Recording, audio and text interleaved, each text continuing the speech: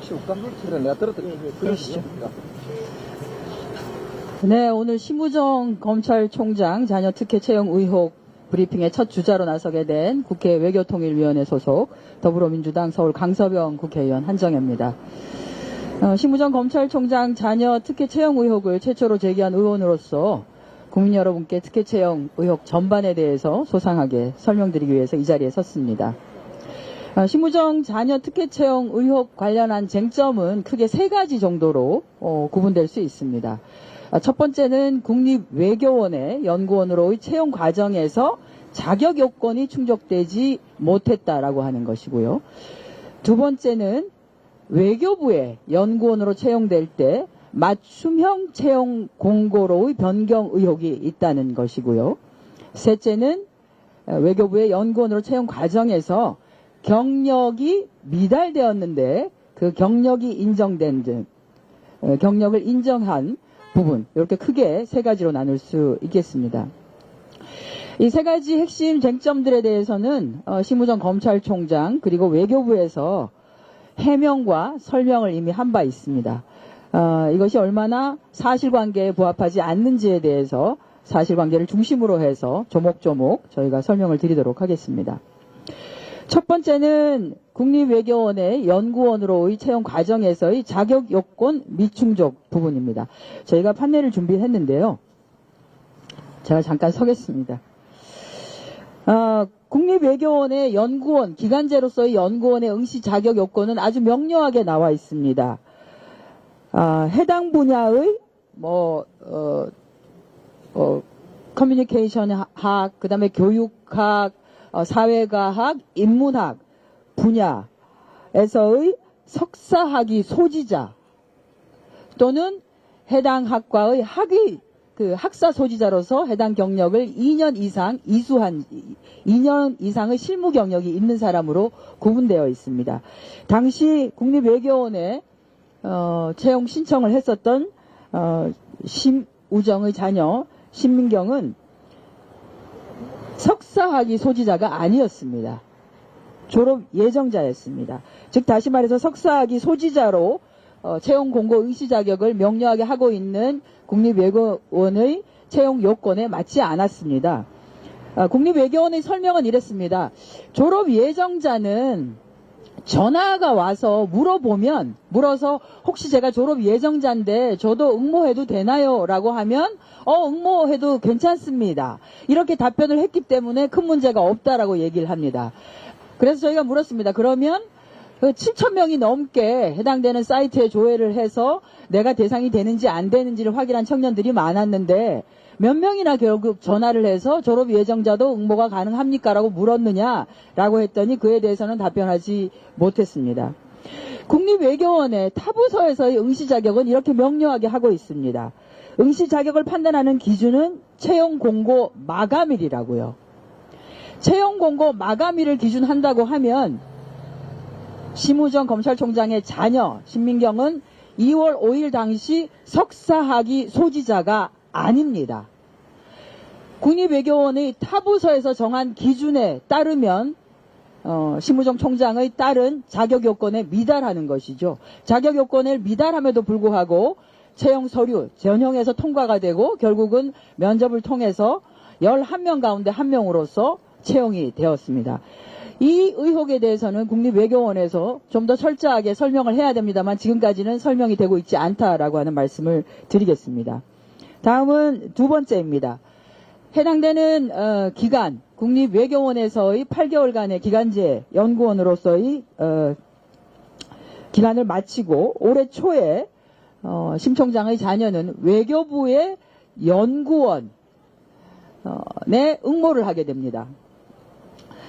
외교부는 1차에는 1월 달에 공고를 내면서 1차에는 경제학 분야 석사학위 소지자로서 실무 경력, 해당 분야의 실무 경력이 2년 이상인 자로 해서 공고를 냈었습니다. 공고를 내고 서류 전형을 마치고 그리고 면접까지를 다 한 최종 1명에 대해서 불합격 처리를 해버립니다. 왜 불합격 처리를 했느냐라고 했더니 우리말이 서툴었다고 합니다.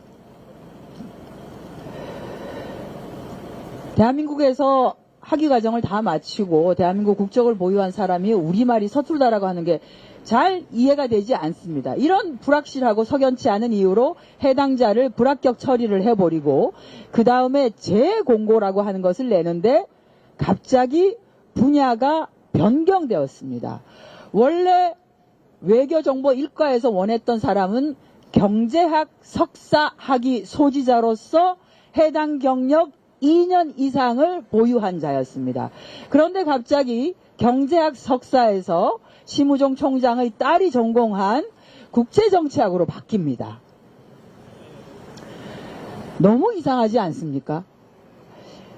왜 전공 분야를 바꿨느냐라고 저희가 물었을 때 경제학 석사 분야에 대한 채용 공고를 냈더니 응시하는 사람이 너무 적었다라고 답변을 했습니다. 외교부에서. 그런데 국가기관에서 연구원 공모를 하거나 하는 경우에 이렇게 응시자가 적은 경우가 다수 일어납니다. 왜냐하면 급여가 그렇게 많지는 않거든요. 외교부의 경우에도 동일합니다. 이 자리 말고도 다른 여러 자리에 대해서 그 채용 공고를 냈을 때 1차에서 적합자가 나오지 않아서 재공고를 내고 또는 기한 연장을 하고 기한 연장을 1차 기한 연장, 2차 기한 연장해서 아주 몇 달에 걸쳐서 기한을 연장해서 해당자를 적합자를 찾는 경우가 다수 있습니다. 즉 다시 말해서 경제학 석사 관련한 사람이 응모수가 너무 적다라고 하면 기한을 연장하는 것이 너무나 합리적인 판단입니다. 그런데 외교부는 왜인지 기한 연장을 하지 않았습니다. 재공고를 하면서도 해당되는 경제학 석사 분야라고 명시하지 아니하고 그냥 분야를 바꿔버립니다. 왜 분야를 바꿔요? 경제학은 사람이 적고 외교부기 때문에 아마 국제정치에 관심이 있는 사람이 많은 것 같다. 그래서 국제정치로 이거를 확대를 하면 많이 올 것 같아서 그랬다라고 하는 정말 말도 되지 않는 경제학 석사를 뽑겠다고 했을 때는 저희는 충분히 이해를 했습니다. 경제학 석사를 가진 사람 1명과 군사 방산 분야 석사 학위를 가진 사람 1명 이렇게 해서 2명을 뽑는 부분이었는데요. 그게 충분히 이해가 됐습니다. 왜냐하면 올해는 국제적으로 굉장히 많은 부분이 바뀌었습니다. 지난해 아시겠지만 트럼프가 당선이 되어서 국제 통상 분야 특히나 경제 분야에 굉장히 많은 새로운 흐름들이 나올 것이 너무나 당연하기 때문에 이 부분에 대해서 외교부가 집중을 해야 되니 연구원도 이쪽을 뽑자. 너무 당연하죠. 그죠? 이해가 되죠. 또 하나는 군사 방산 분야. 이게 아시겠지만 나토가 지금 형해화될 가능성이 너무나 크고 하기 때문에 나토에 소속되어 있는 많은 국가들이 EU 국가들이 이제 군사 방산을 우리 스스로가 방위에 대해서 우리 스스로가 해야 되겠다. 그래서 GDP의 1% 이상 2%, 3%, 4%까지 올리자라고 하면 무기와 관련한 수출 부분이 굉장히 커질 가능성이 충분히 있기 때문에 군사 방산 분야에 대해서 외교부도 충분한 인프라를 좀 갖춰서 서포트를 할 수 있어야 된다. 라고 하기 때문에 경제 분야에서 군사 방산 분야에서 연구원을 채용하겠다라고 하는 거는 누가 보더라도 합리적 판단이었다라고 하는데 갑자기 경제학 분야에서 정치 분야로 바꿔버립니다. 설득이 되지 않습니다. 어쨌든 국제정치 분야로 분야를 바꿔서 공고를 하면서 심우정 검찰총장의 딸이 여기에 응모를 하고 최종적으로 채용 면접까지를 보고 지금 아마 이제 채용의 마지막 단계인 신원조회에 들어가 있는 것으로 알고 있습니다. 채용이 거의 끝났다고 보는 것이 최종적으로 선정이 된 최종적으로 합격 처리된 1명 이거 이제 신원조회가 끝나면 외교부로 출근을 하게 됩니다. 그 과정에서 좋습니다. 국제정치라고 하는 분야에서 석사 과정을 석사 학위를 가진 것 그건 맞습니다. 그러면 경력이 해당되는 직무 관련한 부분에서 2년 이상의 경력을 가진 자로 되어 있기 때문에 그럼 2년이라고 하는 이 경력은 만족했는가를 우리가 조금 더 한번 깊이 들어가서 살펴볼 필요가 있습니다. 네, 1차 공고에서 경제 관련 석사학위 소지자에서 국제정치 분야로 석사학위 소지자로 바꿨다라고 하는 불분명한 이유가 있습니다. 심우경 총장의 딸도 이미 응시원서에서 본인이 제출을 했습니다만 응시원서에는 자기의 경력과 관련해서 이것이 경험인지 경력인지를 구분해서 내도록 되어 있습니다. 왜냐하면 요즘 워낙 취업 시장이 어렵고 채용 경쟁이 아주 극한에 있기 때문에 청년들이 굉장히 많은 경력과 경험을 소유하게 됩니다. 경력이 되진 않지만 내가 더 많은 경험이 있기 때문에 경력이 조금 부족하고 경력은 딱 그 정도이지만 그거 외에 플러스가 되는 경험이 많기 때문에 나를 좀 채용해 주십시오. 나에게 이러한 긍정적인 어드밴티지가 있습니다. 라고 하는 것들을 내세우기 위해서 경험과 경력을 구분해라. 라고 해서 응시원서상에는 경험인지 경력인지를 구분해서 제출하도록 했습니다. 그런데 아마 심 총장의 딸은 본인이 했던 모든 것들을 경력에다가 포함한 것 같아요. 그러면 이게 경험이냐 경력이냐를 어떻게 구분하는 것이 가장 단순하게 볼 수 있는 거냐라고 하면 요즘 청년들이 얼마나 매섭습니까? 그리고 사람을 씀에 있어서 확실하게 노무 제공을 받는다라고 하면 급여를 제공하지 않을 수가 없습니다. 그래서 우리가 되게 경험과 경력을 구분할 때는 내가 그 일을 해서 4대 보험을 납부하는 급여를 받았는지 이렇게 되면 그거는 어떤 방식이든지 경력이라고 할 수 있습니다. 해당 분야의 경력인 것과는 별개로 경력이라고 볼 수 있습니다. 그런데 그것이 아니라 내가 급여를 받지 않고 이것은 좋은 기회니까 한번 경험을 쌓으세요 라고 하는 경우에는 돈을 받지 않더라도 내가 그 기회가 있었으면 좋겠습니다 라고 하는 경우에는 대개 이것을 우리가 경험이라고 합니다. 국회에도 인턴직이 있습니다. 그런데 이제 인턴직 중에서 급여를 받는 인턴직이 있고요. 예를 들어서 방학이라든지 이런 것들을 통해서 인턴 경험을 좀 하고 싶어요라고 하는 경우에는 급여를 받지 않더라도 제가 인턴 경험을 하면 좋겠습니다라고 하는 경우에는 급여를 받지 않습니다. 이렇게 두 개가 같은 명칭이라도 두 개로 나누어집니다. 외교부가 이것을 너무나 잘 알고 있습니다. 왜냐하면 외교부는 인턴십 공고를 하는데 급여를 주는 인턴십 제도를 운영하고 있기 때문입니다. 그러면 심 총장의 딸이 내가 인턴을 했어요 라고 해서 써낸 그 경력에 대해서 급여를 받았는지 안 받았는지를 아주 쉽게 확인할 수 있습니다. 채용 과정에서 면접을 통해서도 문답을 통해서도 확인할 수 있습니다. 그런데 심 총장의 딸이 했었던 그 인턴의 과정은 급여를 받지 않는 과정이었습니다. 언페이드라고 해서 이것은 국제기구이고 국제기구에서의 경험을 쌓는 것은 본인에게도 굉장히 큰 도움이 될 수 있으니 급여를 받지는 않지만 그리고 아주 중요한 업무를 하는 것은 아니지만 와서 한번 국제기구가 어떻게 돌아가는지를 보세요 라고 하는 것입니다. 근데 이것을 경력이라고 써냈습니다. 그리고 또 하나가 서울대학교 대학원에서 연구보조원 업무를 했다고 하는 건데 이것이 아주 경력 기간이 깁니다. 1년 10개월입니다. 그 1년 10개월이라는 기간 동안은 본인이 석사 과정에 있었던 기간입니다. 동일한 기간에 경력을 쌓는다고 했을 때는 채용을 담당하는 사람은 확인해야 되는 것이 뭐가 있냐면 이 경력 기간이 풀타임이었느냐 상근직인지 아닌지를 반드시 확인해야 합니다. 왜냐하면 우리가 상근이라고 할 때는 주 5일 근무 하루 8시간 해서 주 40시간을 기준으로 합니다. 그런데 합리적으로 생각해보면 석사 과정에 풀타임으로 학생으로 있는 사람이 그 과정을 똑같이 주 40시간 하루 8시간 이상을 근무하는 것은 거의 불가능하지 않겠습니까? 그래서 대개 학위 과정에 있는 사람들은 흔히 말하는 아르바이트, 파트타임으로 하죠. 파트타임이 될 가능성이 너무나 농후하기 때문에 정확하게 네가 일주일에 몇 시간을 그 업무를 했느냐를 묻고 시간에 비례해서 경력을 산정합니다. 이것은 기준이 있습니다. 가이드라인이 있습니다. 그런데 그렇게 하지 아니하고 써낸 것, 1년 10개월이라고 하는 것을 그대로 경력으로 인정한 것이죠. 심 총장이 얘기했던 35개월의 경력을 나의 장년은 충족했다. 2년 이상이다라고 하는 것은 그겁니다. 국립외교원에서의 8개월, 그리고 서울대학교 국제대학원 국제연구소에서의 했었던 1년 10개월, 그리고 UN 가버넌스 센터에서 했었던 인턴십 과정 6개월, 그렇게 더하면 35개월입니다. 실질적으로 채용 시장에서는 경력을 산정하는 과정에서는 경력 산정이 되지 않거나 크게 봐주어서 그것을 경력으로 인정을 해준다 하더라도 시간제로 비례해서 인정을 해줘야 되는 것입니다. 그렇다고 하더라도 여기까지를 충족했다 하더라도 그러면 그 직무가 우리가 채용하려고 하는 그 직무와 연관성이 있는 경력이냐까지를 들어가 줘야 되는 것이죠. 이것을 하나도 만족하지 못했습니다.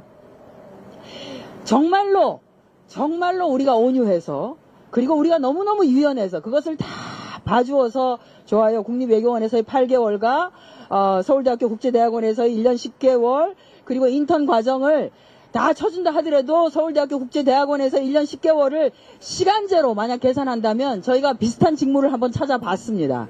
그랬더니 서울대학교 국제대학원의 국제연구소에서 이런 공고가 난 게 있더라고요. 물론 심우정 총장의 자녀가 일한 곳은 그것보다도 훨씬 더 근무 시간이 더 좀 대충으로 하는 곳이긴 합니다.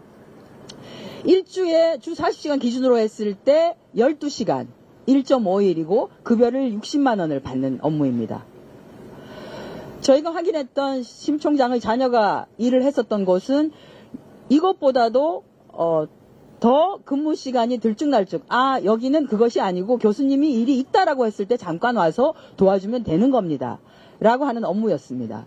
그런데 아주 봐줘서 비슷한 업무가 이거였다고 하더라도 1.5일이라고 하면 12시간을 기준으로 하면 1년 10개월이 아니라 6.6개월 정도를 봐줄 수 있습니다. 아주 크게 봐줘도. 그러면 국립외교원의 8개월과 여기서 6.6개월과 좋습니다. 돈을 받지 않았지만 인턴십 과정, 사실은 인턴 과정도 아예 해주진 않지만 그 6개월까지를 한다 하더라도 말하는 24개월, 2년이 되지 않습니다. 20개월 정도입니다. 도대체 무슨 근거로 외교부는 다른 사람은 통과하지 못했던 그 좁은 바늘구멍과 같은 채용의 그 문턱과 그 구멍을 심 총장의 자녀에게는 정말로 걸어서 모두가 손잡고 들어갈 수 있을 정도의, 온 가족이 손잡고 들어갈 수 있을 정도의 큰 문을 열어준 것인가요? 저는 지금 채용시장에서 일자리를 찾기 위해서 고군분투하고 있는 120만 명의 청년들이 이것을 이해할 수 없다고 생각합니다. 이 외교부에서도 외교부 내의 타 부처의 경우에도 이렇게 되어 있습니다. 경력의 범위는 경력기간은 통상근로 전임 근무 주 40시간을 기준으로 하며 단시간을 했을 경우에는 기준에 비례하여 산출한 경력을 인정한다라고 이미 되어 있습니다. 왜 이번에는 그렇게 하지 않았죠? 왜 심우정 총장의 자녀에게만은 그냥 써낸 것을 그대로 다 인정한 것이지요? 이것 때문에 공무직 채용과 관련한 가이드라인에는 이 경력 산정과 관련해서는 굉장히 공정 채용의 관점에서 보면 문제 제기가 많을 수 있다. 그러니 별도의 인사위원회를 꾸려서 채용 시에 경력을 어떤 방식으로 산정하고 기준을 줄 것인지에 대해서 판단을 하도록 하라라고 하는 제도가 있습니다. 아마 외교부에도 있을 겁니다. 그런데 왜 이번 건에 대해서는 좀 의심쩍으니까 조금 이상하니까 그래도 한번 제대로 살펴봐야 되지 않을까요라고 하는 의문을 제기하지 않았는지에 대해서 저는 문제 제기를 할 수밖에 없습니다. 여기에서도 인턴이나 개견 연구원의 경우에는 아예 불인정한다라고 하는 사례도 있습니다. 다른 부처도 그렇습니다. 공무직 채용입니다. 공무직입니다. 지금 연구원은 저희가 실무관이라고 하는데요. 공무직이거든요. 공무직이 다른 게 아니고요. 공무원과는 다르지만 정년이 보장되는 정규직입니다. 한번 들어가면 그냥 정년될 때까지 있을 수 있습니다. 여기에서도 상근 경력만을 인정한다고 했습니다. 공무직이라고 하더라도 상근 경력 주 40시간 이것이 상근 경력이라고 보는 것이죠. 여기에 대학 조교 경력이나 학위 취득에 소요되는 경력이나 또는 연구 영역 수행의 경우는 제외한다. 라고 이미 되어 있습니다. 근무 경력 인정 방법도 역시 마찬가지입니다. 전임제는 다 인정하지만 시간제의 경우에는 근무 시간에 비례해서 경력의 일부를 인정할 수밖에 없다라고 하는 기준들이 다 있습니다. 이것이 공무직 그 인사와 관련한 채용과 관련한 가이드라인 지침이 2020년인가요? 21년 8월 말에 만들어졌고 여기에 따라서 각 부처가 이 기준을 만든 것입니다. 외교부라고 별도 부대가 아니기 때문에 이 기준이 만들어져 있을 겁니다. 그랬기 때문에 외교부 타 부서에서는 그런 기준을 가지고 경력과 관련한 산정 기준을 정한 것이고요. 왜 이번 건에 대해서만 특혜라고밖에 볼 수 없는 방식으로 경력이 산정된 것인지에 대해서 외교부는 정확하게 적확하게 답변해야 할 것입니다. 네, 제가 너무 길게 한 것 같습니다. 여기까지 하도록 하겠습니다.